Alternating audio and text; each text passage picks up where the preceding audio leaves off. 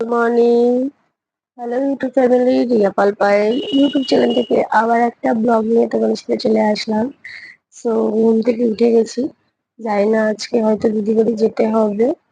তো শরীরটা দেখো মোটামুটি এখন ঠিকই আছে। তো আমিও রবিবার বাড়ি চলে যাব। আজকে সারাদিনে কি কি করছি তোমাদের সাথে শেয়ার করি। যাবো, তো বাথরুমে যাই, একটু ফ্রেশ হয়ে আসি, তারপর দেন আবার তোমাদের সাথে দেখা হচ্ছে। এখন দাঁত মেরে নিচ্ছি, একটু স্নান করতে, তারপরে স্নান করে ঠাকুর পুজো দেবো। দিয়ে বললাম না আজকে দিদি বাড়ি যেতে হবে না, তা দিদি বাড়ি যাবো, স্নান করতে যাব।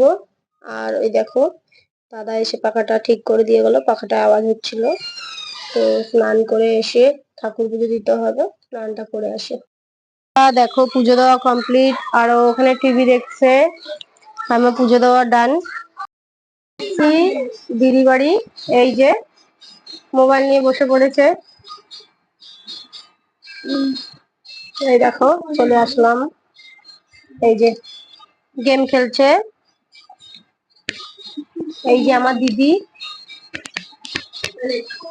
তারপরে দেখো খেতে বসে পড়েছি। খাবারে ছিল ভেন্ডি চচ্চড়ি, বাঁধাকপি, মাছ, এই যে চিংড়ি, চিংড়ি আলু, আর চিংড়ি আলু ভাত খাচ্ছি।